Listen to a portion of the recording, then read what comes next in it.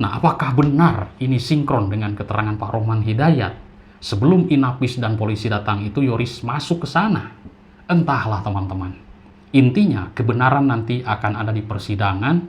Yoris dan Danu dan juga para saksi yang lain akan dikomportir di sana. Begitulah hebatnya persidangan untuk menguak fakta dan kebohongan, bukan dengan opini, tapi dengan data dan pertanyaan yang tajam dari hakim kepada para saksi dan juga para terdakwa. Halo teman-teman, kita lanjutkan kembali pembahasannya.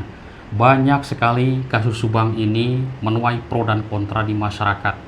Terutama ketika kita menyikapi juga dengan keterangan Pak Rohman Hidayat yang sama sekali tidak mempercayai dengan keterangan Danu yang sudah saya simak dan sudah kita simak bersama di berbagai pemberitaan. Nah, teman-teman, di sini publik pun terbagi dua, ada yang percaya sudah 100% dan ada juga yang belum. Tapi intinya, adapun menurut keterangan Pak Rohman Hidayat, Danu ini keterangan bohong dan juga mengarang. Persidangan sekarang sudah berjalan, dan ternyata ketika saya menyimak persidangan tersebut, banyak sekali keterangan yang sangat-sangat tidak masuk akal. Apalagi soal masalah tas dan uang Rp30.400.000 yang katanya untuk gaji guru. Itu keterangan Kanit di Polsek Jalan Cagak tidak sama sekali mengetahui tiba-tiba ada barang di polsek tersebut. Ya mungkin beginilah logikanya. Jika kita seorang petugas nih di kantor diam atau sedang di mana kayak intinya di kantor ya, atau ada penjaga, terus ada orang yang bawa tas, bawa apa, kan mungkin ditanya penjaga di depan, ada keperluan apa, ada yang bisa dibantu atau bagaimana. Ini kok di dalam kasus Subang ini hakim pun sampai geleng-geleng kepala. Aneh, hakim bilang. Tiba-tiba uang dan juga barang di dalam kasus Subang ini, barang-barang itu ada tiba-tiba di meja Kanit tersebut. Nah, siapakah yang ngambil tersebut? Disuruh siapa dan apa maksudnya? Karena di situ ada bahasa barang titipan. Lah, itu kan dari TKP. Semua yang ada di TKP adalah barang bukti. Kejanggalan dalam kasus Subang ini sungguh sangat luar biasa. Baik, teman-teman, dalam video kali ini saya pun ingin sekali membahas yaitu tentang keterangan dari Pak Rohman Hidayat yang sudah kita dengar bersama, ya kan? Nah, keterangannya seperti ini. Kedua, ada penyidik Polsek Subang yang diam-diam mendokumentasikan tapi tidak direspon oleh pihak Polres Subang. Padahal ternyata ketika teman-teman melihat video itu ditayangkan di ruang sidang, kan jelas krusial sekali. Oke teman-teman, menurut Pak Rohman Hidayat, ada salah satu dari Polsek Jalan Cagak mendokumentasikan tentang masalah video tersebut ke Polres Subang, namun tidak ditanggapi. Ini pun menjadi tanda tanya kita, kenapa tidak ditanggapi. Pak Rohman mengatakan ini sangat krusial sekali. Ya, krusialnya di mana? Coba kita dengarkan. Itu membantah keterangan Danu yang menyatakan jenazah digendong dari pintu depan. Oke, teman-teman, jadi Pak Rohman mengatakan video krusial tersebut itu akan membantah keterangan Danu. Karena yang sudah kita ketahui, Danu di dalam rekonstruksi tersebut, Yosep Hidayah membopong jasad almarhumah Amel itu dari depan. Ya kan? Dari depan berkeliling ke mobil Alphard ke belakang. Tapi di sini Pak Rohman ini yang namanya kuasa hukum lah, teman-teman, pasti menggali dari lawannya. Sekecil apapun permasalahan akan digali dan dikonflain. Kita semuanya percaya dan tidak dengan keterangan Danu, ya intinya nanti kita lihat persidangan. Dulu, mungkin teman-teman masih ingat waktu pemeriksaan awal-awal kasus ini mencuat, Danu ini kan diperiksa di Polsek, di Polres sampai nginap. Dan Danu sudah mengatakan para pelakunya dari dulu. Orang-orang itu yang sudah kita ketahui di publik, namun tidak ditandatangani. Begitulah keterangannya. Pak Yosep pun mengatakan, kenapa tidak ditandatangani? Tapi Danu mengatakan, itu keterangan bohong katanya. Di sini pun menjadi pembahasan dan juga penilaian kita semuanya. Danu berubah-ubah. Tapi kan banyak juga yang menganalisa, bisa saja Danu ini banyak sekali tekanan. Kenapa waktu mengatakan pelakunya, waktu itu kasus ini mencuat, waktu Danu mengatakan pelakunya si A, si B, si C tidak langsung ditindaklanjuti? Karena saya melihat dan juga menilai 2 tahun Danu tidak berubah mengatakan orang-orang itu.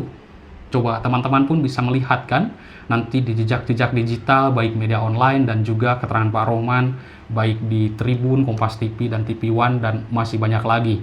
Ya memang kasus ini memang banyak sandiwara kalau kita lihat, banyak sekali keterangan-keterangan yang tidak masuk akal meskipun dari keluarga mereka. Apakah keluarga mereka juga banyak yang terlibat atau menutupi? Kan bisa jadi dalam kasus ini terjadi apapun, bisa jadi teman-teman. Oke, kita lanjutkan. Sementara di depan tidak ada tetesan darah sama sekali. Nah, Pak Rohman tadi sudah membahas Danu ini, yaitu mengatakan Yosef Hidayah membopong jasad Amelia dari depan. Tapi di situ tidak ada tetesan darah sama sekali. Kita lihat lantai ini. Ini sudah bersih dipel. Nah, ini foto di awal-awal kejadian kasus Subang. Kan ada ucapan Pak Yosef, kita sudah dengar di pembacaan JPU, Danu ini sudah ingin pulang, meminta izin ke Pak Yosef. Tapi Pak Yosef melarangnya dan menyuruh Danu untuk bersih-bersih. Saya mendengar dari keterangan Bang Ahmad Taufan, Danu ini disuruh menciprat-cipratkan air di ruang tamu sampai ke depan. Dan rumah itu tidak besar-besar amat, teman-teman, kecil. Tidak mungkinlah seorang pelaku, dan Danu bukan saksi, dia pelaku. Nah, tidak mungkin Danu ini rabun menyebutkan nama-nama pelaku dalam rumah tersebut yang kecil. Kan kedengaran mungkin suaranya, kan dikatakan waktu itu kan gelap, hanya sinar dari garasi. Saya sudah tahu kondisi rumahnya bagaimana, kecil teman-teman, tidak besar-besar amat, hanya tanahnya saja yang luas, ke belakang, ke pinggir ya, kanan kiri itu luas banget tanahnya. Itu kalau dibangun gedung tuh, wah mantep pokoknya teman-teman. Nah, apakah rabun menyebutkan nama Pak Yosef pelaku Mimin Abi Arigi seperti itu?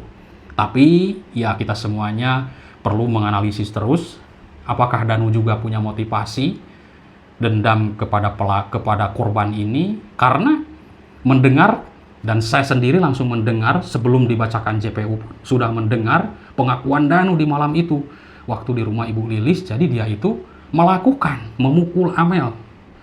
Jadi Amel ini sudah sekarat masih kau pukul, kan seperti itu intinya. Sudah kita banyak bahas ya. Nah, apakah Danu juga punya motivasi? Ya kita juga menganalisa, jangan kira Danu juga tidak punya motif dalam kasus ini. Karena dia pelaku, dan itu keterangan pelaku. Kalau misalkan Pak Rohman tetap ngotot misalkan Danu ini mengarang, lalu 97 adegan itu apakah mudah untuk dilakukan? Seperti itu kan? Apakah hanya karangan belakang? Tidak mungkin, teman-teman, tidak main-main.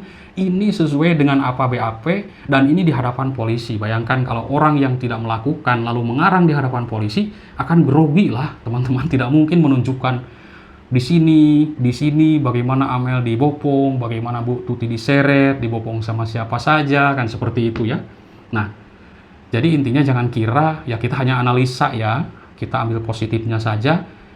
Jangan kira Danu juga tidak punya motivasi dalam kasus ini kalau membantu. Karena kalau orang yang tidak punya motivasi pasti kabur. Waktu disuruh Yosef juga kabur. Bisa ke belakang minta bantuan ke warga atau ke Pak RT, dekat sekali dari situ. Kan disuruh, tunggu di luar. Danu menunggu di luar. Sudah ada kan beredar fotonya. Bayangin dekat pintu dapur yang ada pohon. Itu kalau lari ke depan atau ke rumah Pak RT dekat sekali. Nah, jadi kita hanya sebuah analisa dan gambarannya atau data dan faktanya nanti kita lihat di persidangan, teman-teman. Yang jelas-jelas tadi teman-teman lihat bahwa tetesan darah sementara bekas geretan jenazah itu ada di pintu belakang. Itu jelas. Ya. Saya semakin yakin bahwa Danu itu berbohong. Oke. Mengarah kedua, posisi bak itu jelas. Nah ini tadi kan ini terbukti ada 3 jaket, 2 ditemukan dan 1 tidak. Oke, di dalam kasus Subang ini ditemukan atau dibicarakan atau dikatakan ada 3 jaket, tapi hanya 2. Nah, jaket yang satunya ini kemana?